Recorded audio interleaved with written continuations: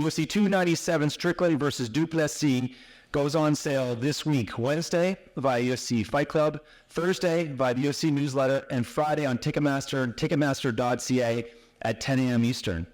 We're thrilled to be coming back to Toronto after 5 years.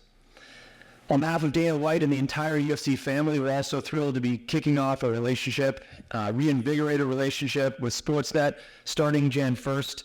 As Greg mentioned, Sportsnet and TVA Sport were instrumental in the growth of the UFC during formative years, the GSP days, as we call them, and we can't be more thrilled, or couldn't be more thrilled for kicking things off. Sportsnet has made a commitment to not only profiling our brand and the sport of mixed martial arts, but paying particular emphasis to Canadian athletes across the company to tell their stories and their commitment to mixed martial arts.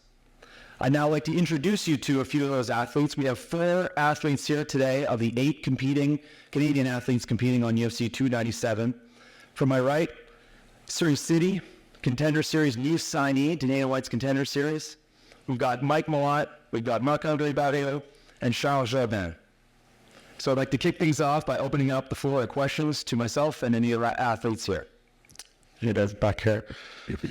I guess just stick with what you're talking a little bit about there. Can you just give some insight on how long the deal to return to Sportsnet has been in the works, and I guess what fans can expect in terms of differing coverage from what we've seen in recent years? So, we always knew that obviously the termination of, or the expiration of our former contract, our current contract would be December 31st. We wanted to line up the possibility of either a renewal or a new broadcast relationship across the country with a pay-per-view in Toronto, and that's why the timing has worked out so well. As I mentioned before, I think the commitment to, our athletes across the country, we know whether it's in Vancouver, Victoria, through Manitoba, through Atlantic Canada and the Maritimes, we've got fans all across the country, and those fans gravitate, to their local athletes. They gravitate to Canadian stars that have histories in their communities, have made a commitment to the sport in those provinces. And so for us, what Sportsnet can bring is like a renewed cycle of growth for our brand and for our athletes, and that's what we're thrilled about today. Pre-pandemic, we were doing 3 events a year in Canada, and that you mentioned that you kind of want to return to that eventually. Does this kind of lock that into the schedule going forward? Could there be more or less? How does this impact kind of the UFC's plans for live events here? We're committed to coming back to Canada, 2, 3, 4 events. We're not sure how many we can hold next year. Our schedule is still in the works. What I can tell you is, Canada ranks sort of 3rd in terms of total number of events by country, US 1st, Brazil 2nd, and Canada 3rd. As I mentioned, this will be our 33rd event in the country. So our commitment to Canada is steadfast, and we will not be, wavering at all. And then just for all the fighters up there, we can start with Charles and kind of go down. You've been asked countless times in recent years whether it be to fight in Toronto or back in Canada. Now that this is here, it's real, a couple of months away. Just how do you guys feel to be on this card?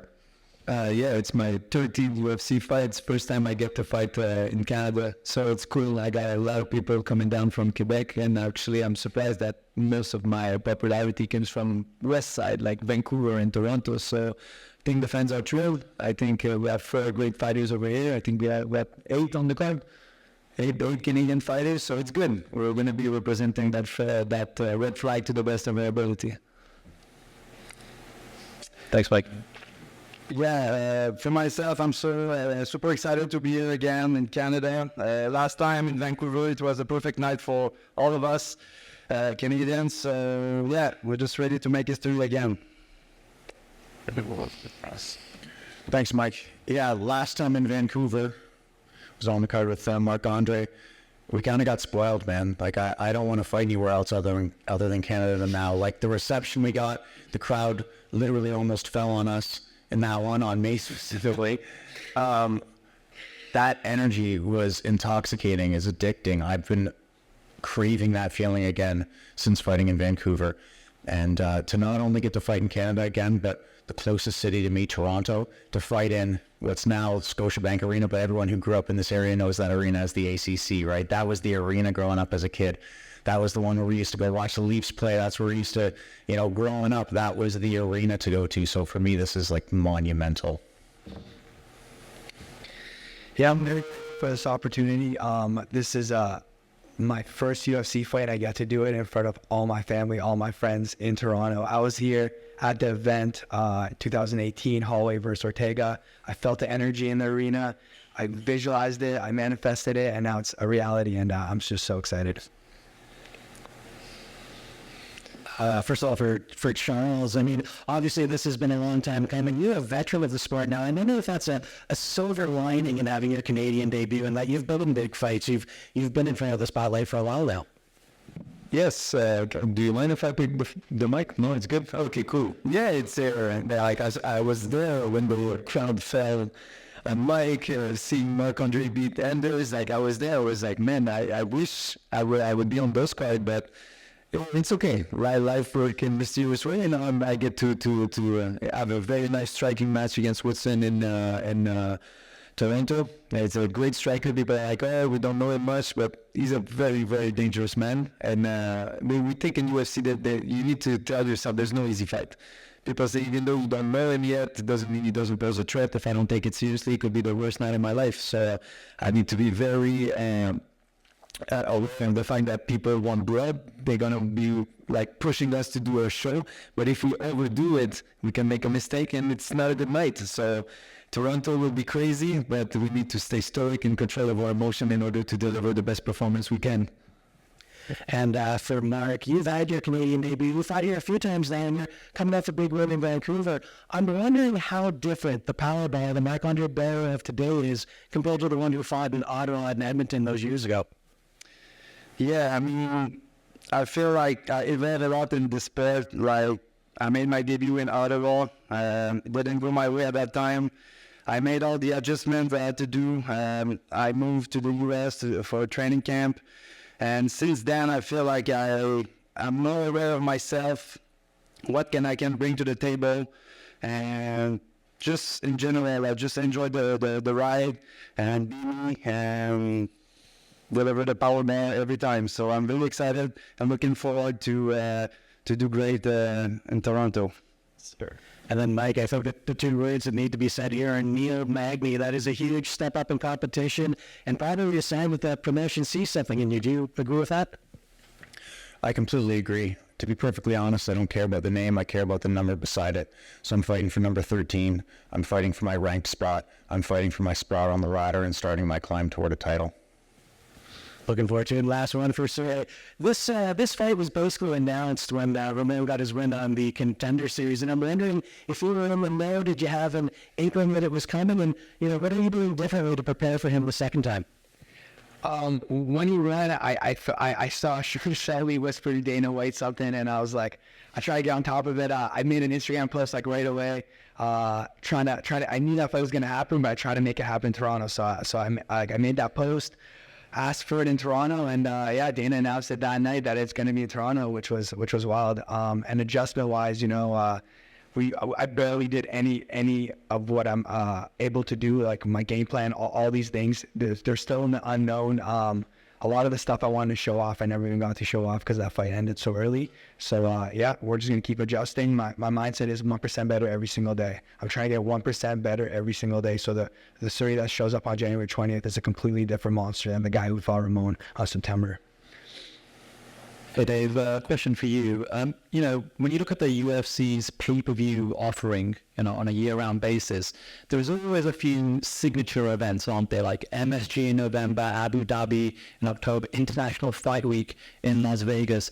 Could Toronto or Canada in general be one of those markets that you can bring a guaranteed pay-per-view as a signature event every single year? And could it be in summer, potentially? Please.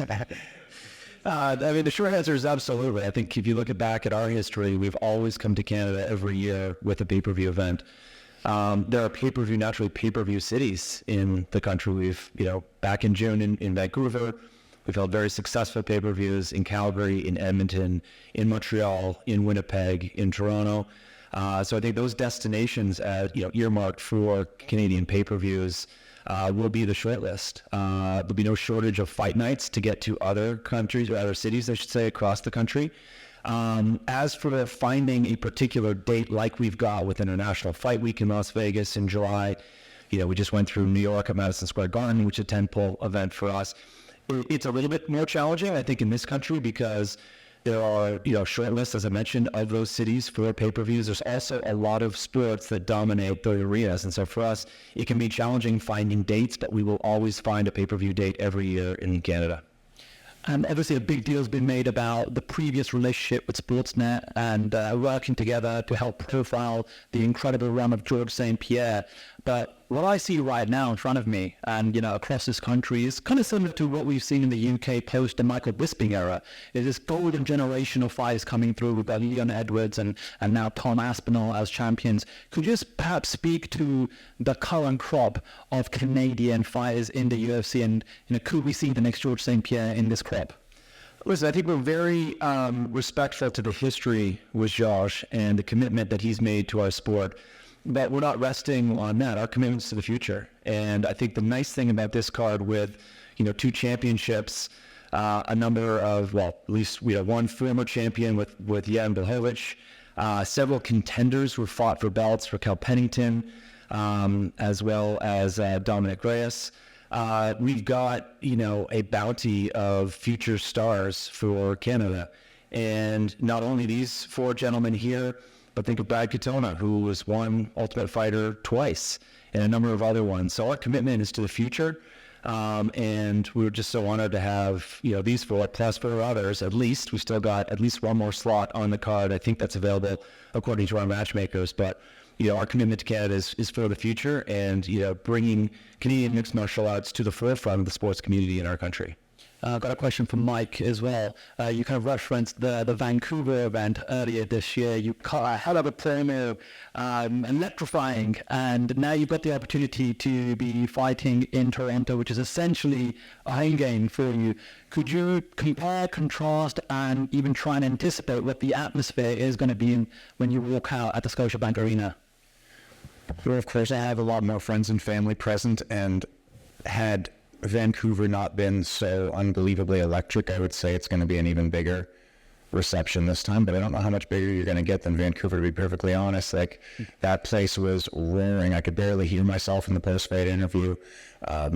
The energy from the fans, even like the press conference on Thursday was packed. Like, the amount of people who came out for the presser, who came out for the weigh-ins, who came out way before the fight just to feel that they've been missing the last 5 years in Canada.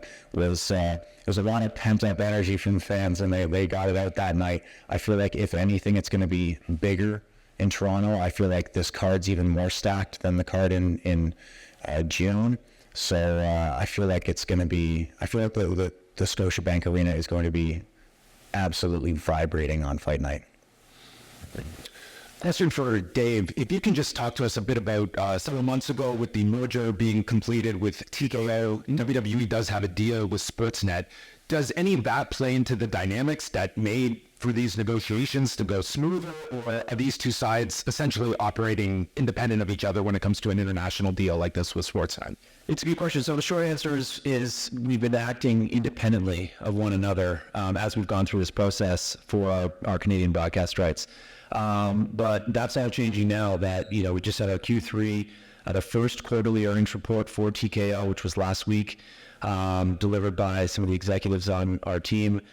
We're heading into a new period now where we're starting with this integration. What does it mean to have UFC and WWE, combining forces? I can tell you that, Dana's been pretty clear, Ari's been pretty clear.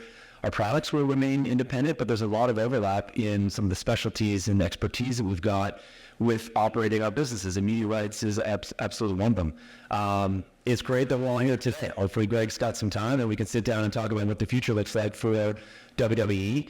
But I think what we're going to see is now, our businesses and our teams starting to integrate to figure out how to take TKO, both UFC and WWE, to the next level.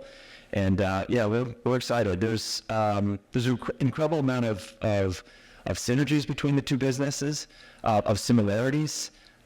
They've got an absolutely astoundingly large fan base around the world. They've done such a great job through digital media and their broadcast relationships around the world. And their ability to build talent is absolutely something that, I think we can take a page out of their books for. Absolutely, we're looking forward to it. And if you can just take us into a bit of a timeline for a deal in this level, how it begins and how many months back are we talking about? And when you're initially sitting down for those meetings, like what are you looking for that necessitates such a move like this? And so you're talking about the UFC? The UFC moving to Sportsnet. So really, I started probably in earnest about a year and a half ago. We know that we've got all of our rights kind of co-terminating at the end of this year, and so it gives us a bit of a blank canvas to try to figure out what the best content distribution strategy is. And so we explored a number of different scenarios, and ultimately we decided that it made no sense for this partnership that can help build our sport via linear TV, via digital platform and digital outlets, as well as continue to sell pay-per-views across the country from the same distribution or transactional platforms as people have bought from in the past. So it was a long process. We're happy where we are. We're thrilled where we're at today. And, we're really excited for Jan 1st. And last one is for Mike. Obviously, UFC 289, it was a huge night, not just for the Canadian fighters on the card, but a statement for Canadian MMA. And being on the ground as you are, if you could just give us kind of a look into the state of the regional scene in MMA. We've seen the turbulence it has gone through. What state do you see it in today that's being led by you guys going into this card in January? I think we're in an amazing stage right now. I've been saying it for years that this area is about to blow up. We're on our way up. I was saying it with this kid in mind the last couple of years, and he's here now. So this kid's proof on my lie, man. We're on our way up. You watch the recent look at promotions run. I've done commentary for Unified MMA a couple of weeks ago. The talent on that card, you can throw a handful of those guys in the UFC or Contender Series and watch them swim just fine. So I really expect Canada to make another huge run. We get a ton of questions about George St. Pierre as Canadian fighters, and people talk about the shadow and as living in his legacy. I don't think of it so much as a shadow as it is we had a path that's been paved for us. He worked so hard to bring MMA fans to this sport and build a community, and since then that community has been hungry for talent, and we have this pool of fighters that's, I'm sure, just about to explode or about to continue to break through as far as fighters coming into the UFC, and now Canadian fighters getting into the rankings, right? Marc-Andre and I both have the opportunity to be ranked after this fight, and I expect both of us to have numbers beside our names after this fight. Hey guys, Jeff Holman from City News 680. Dave, have you broken the news to the non-Canadian fighters what the weather typically is like here in January? We've got a few Europeans on the card, so I think they'll be fine. Not sure how the Brazilians are going to fare. But I think it's a special time to you. I mean, this is sort of, truly to sort of epitomize, the Great White North. And so I think for us, it doesn't matter when we come to Canada. It's not like there's going to be any slowdown in the interest. We're feeling pretty bullish heading into the ticket sales process this week. I think more than anything, we're just honored to be able to show not only fans around the world who will be watching this pay-per-view, but people who are traveling into Ontario to see the fight in Toronto, just how special our country is. And that platform will be huge for us on Jan 20th. Hey guys, excuse me, Adam Melton from Bookies.com. Got a couple of questions for chatting down the panel there. For Dave, you did mention there was an open spot on the card. Jasmine Jastabisius, she's on Twitter. She wants to fight Andrea Lee. Can we get her on the card? So, I wish I could make a commitment to that. All fights are done by Dana and the matchmakers. So I'm sure they'll see this. They'll hear that call out. They'll see her tweets. But yeah, we'll leave that up to those guys. So we'll see over the next couple of weeks what transpires. Awesome. And another question. Charlotte right now is the longest tenured fighter, I believe, on the roster from Canada. Before him was John McDussie. He was recently released by the UFC. Do you have any thoughts about his tenure in the UFC? I think he was in there for 14 years. He fought on that card in Toronto. We had that spinning back fist. I was just going to say that spinning back fist. I think that's still used in a Bubba O'Reilly package that we run at the beginning of the pay-per-view. Long-standing Canadian UFC athlete. And when I think about him, I think about where he came from, the likes of Hominick and Sam Stout, and a number of Roy McDonald, and a number of those guys that really made an impact. And he stood the test of time. I mean, it's no surprise. He was a durable fighter. He was an aggressive fighter. He was a dynamic fighter, and really made Quebec proud, made Canadians proud. And he fought in a variety of different places around the world, and we would connect with him, whether it was in Brazil and Australia, wherever he was fighting, and he's always so proud to wave the Canadian flag. So we would miss him absolutely, but again, we're looking forward to Canadian MMA. The headliners aren't here, but we do have 2 title fights on this card, which is amazing. What's the buzz on social media, the UFC scene? Because I just live from my group of friends, when the Strickland Duplessis fight got announced, it was just a lot of excitement. What are you seeing? What's the UFC feeling as far as that goes? So I think there's a lot of storylines that go into the main event that we're all excited to promote and then see the product of. They've both come off incredible bodies of work. I mean, what Strickland did to Izzy in Sydney back in September was incredible. I mean, he really adapted his game plan and overtook arguably one of the greatest athletes we've ever seen in mixed martial arts. So that performance was incredible. And I'll put him up against Duplessis, who just came off this huge win against Robert Whittaker, who, against Izzy had some epic battles. I think the matchup is incredible. Plus, it leads to some pretty interesting storylines moving out of that fight. Like, is Izzy going to come back?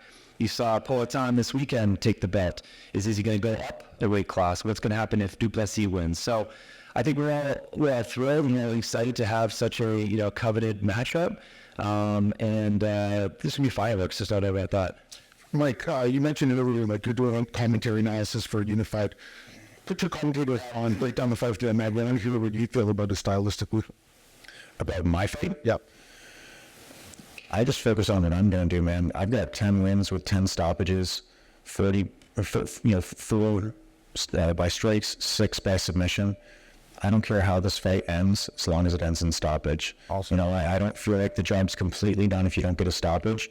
So I'm looking to put this guy to sleep. I don't care if it's by strike or by strangle, but I plan on being the only one conscious at the end of this fight. Awesome. Marc-Andre, you're fighting a ranked opponent, which was mentioned, Chris Cruz. Were you pleasantly surprised when you got the number 13 ranked guy coming after Aspen?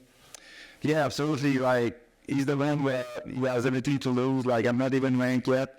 But I feel like more I deserve it since my last fight, since 3 or 4 more fights. And I just feel like, especially here in Toronto, it's my time. People know about what I can bring to the table. I know it's exciting for them to watch. And they call him the action man. I'm the power man. So I think we will have a firework fight right there. I think 2 of the last 2 wins were by submission. Those 2 that rookie was like a strike deal, right? Now they're submitting guys. Can you talk about what evolution of your MMA again? Yeah, but I'm in Jiu-Jitsu under Fabio Orlando. I was a master in the Jiu-Jitsu world, and I had to develop this guillotine because every time I'm trying to get with people with spectacle, there was a guy who's trying to help me towards a decision.